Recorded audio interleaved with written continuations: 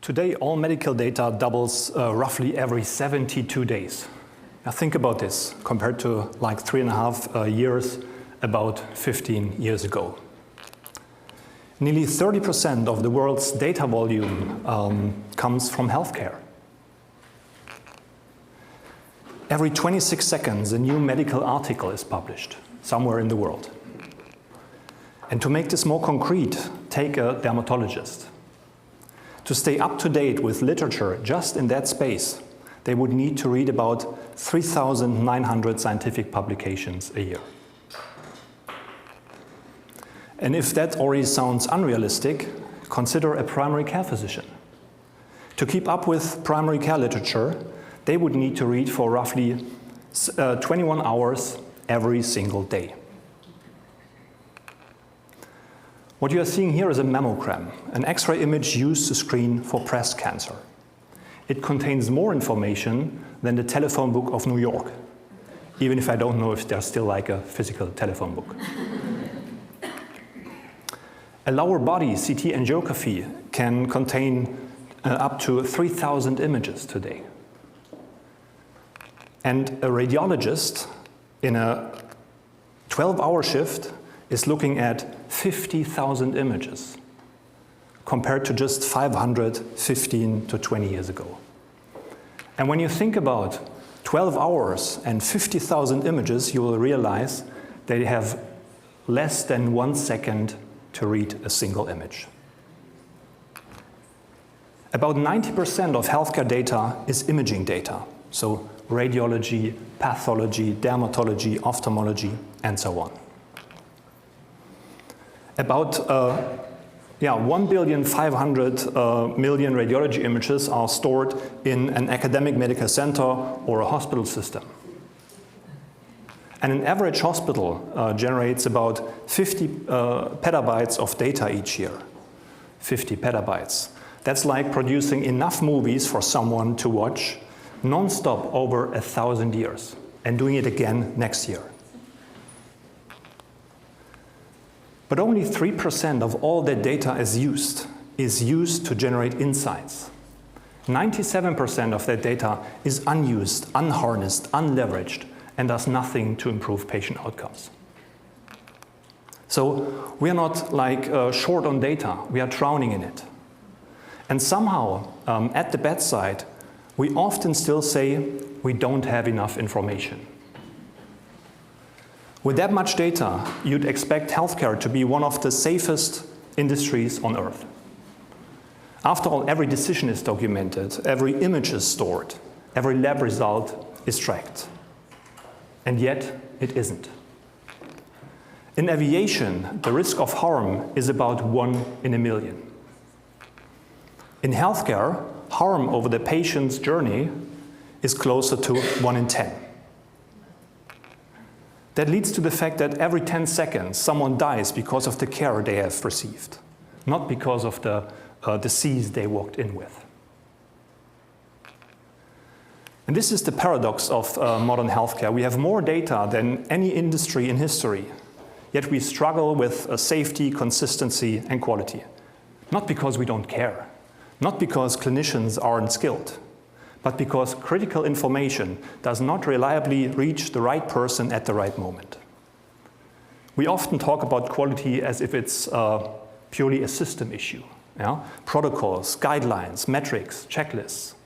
But quality in healthcare is ultimately delivered by people. 60% of doctors spend more time with the electronic medical record than with their patients. They have more time with screens than with people. Nurses spend about 1/4 of their time on documentation. Family physicians spend 90 minutes daily just on inbox management. About 50% of radiologists are experiencing burnout. And on average, patients wait almost 13 weeks for an MRI in Canada. That's nearly 3 months of waiting. Yeah? often while symptoms and anxiety build. About 30% of healthcare professionals say they are considering leaving their role within the next couple of years.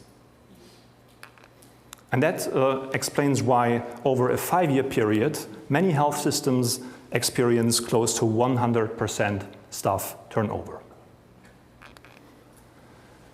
Right now, we are short about 7 million healthcare professionals globally, and the World Health Organization expects that number to reach 11 million by 2030.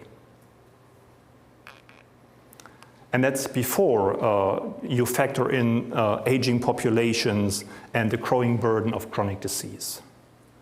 All of that is pushing demand up while the workforce struggles to keep pace. And I didn't even talk about access, because around 4.5 billion people worldwide still don't have access to quality healthcare.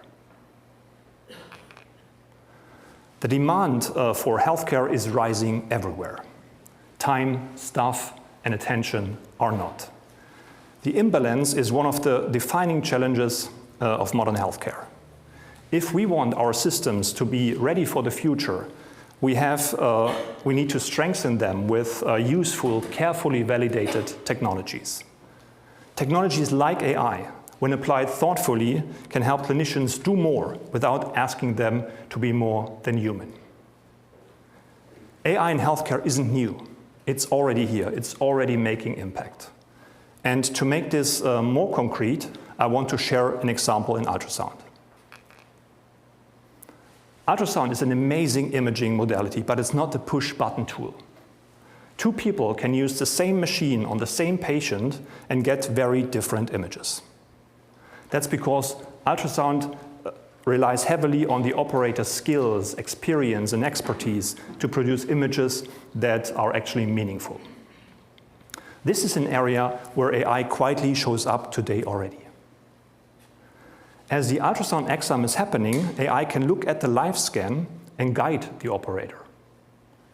Subtle cues about how to move the probe, how to angle it when you're getting close to the right view. It's like having an experienced colleague standing next to you, helping you get a high-quality image. AI has made significant clinical progress in recent years, and you can see that reflected in the rapid increase in regulatory approvals. For example, the FDA cleared only 6 AI-enabled medical devices in 2015. By 2023, that number had grown to more than 220. Today, the FDA has authorized over 1,200 AI models overall. But it's important to be clear about what these systems actually do.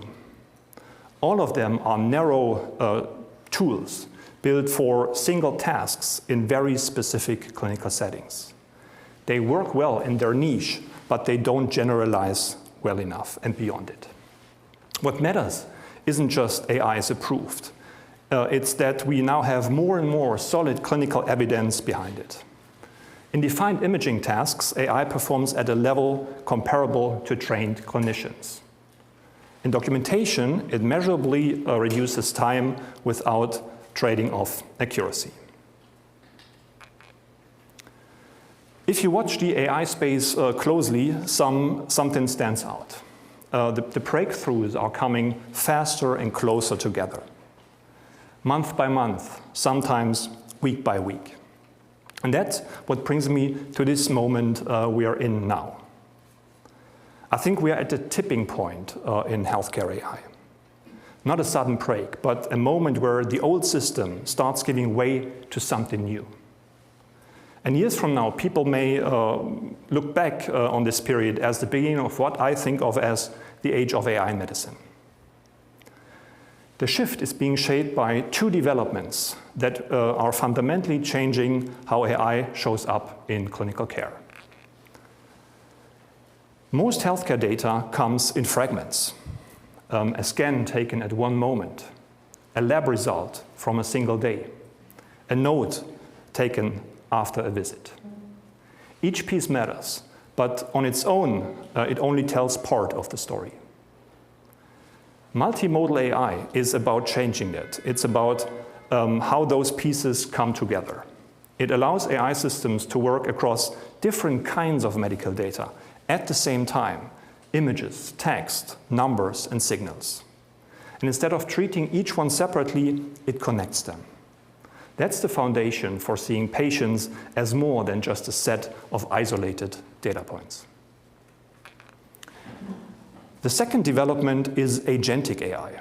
This is where AI moves beyond analysis. These systems can plan, make decisions, and take action across clinical and operational workflows. Not as independent actors, but as collaborators. They operate within clear goals, strict boundaries, and with human oversight built in. That balance matters in clinical care.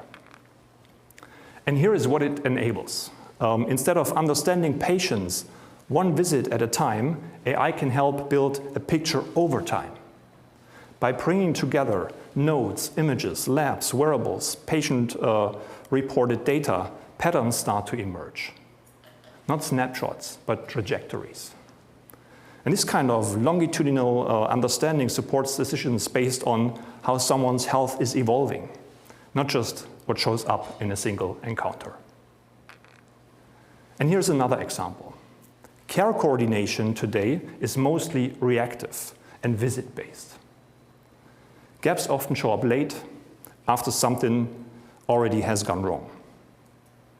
With agentic AI, systems could continuously keep track of labs, medications, referrals, and follow-ups over time. That makes it possible to surface risks earlier, close gaps in care, and prompt action before problems become acute. It's a shift from reacting to issues to staying ahead of them. AI will matter enormously in the future of healthcare, but it won't be the thing patients remember. They'll remember the human who sat across from them, made eye contact, and said, "I've got you." If technology does its job well, it should give time back. And when clinicians get time back, they almost always want to spend it where it matters most, with patients. More time for conversation, for listening, for explaining, and for being present. And AI does something else just as important. It expands what they're able to see. Think about something simple: 2 glasses of water on a table. To the human eye, they look exactly the same. There's no obvious difference. But when you add a thermal camera, a layer of information appears. You can immediately see that one is hot and the other is cold. That's a helpful way to think about AI in healthcare. It doesn't replace human perception and judgment. It adds a new lens. It strengthens clinical expertise by revealing patterns and signals that would otherwise stay hidden. And with that deeper insight, clinicians can focus on what matters most: caring for the person in front of them. There's a quote I really like that captures this better than any technical description. It says, "I want AI to do my laundry and dishes so that I can do my art and writing." And in healthcare, it's the same thing. We want AI to take care of the routine, the repetitive, things that pull clinicians away from why they choose this profession in the first place, so they can focus and do what only humans can do: care, listen, think, be present. That's the future of healthcare I believe in. Not AI replacing healthcare professionals, but supporting them so they can deliver the extraordinary. Thank you.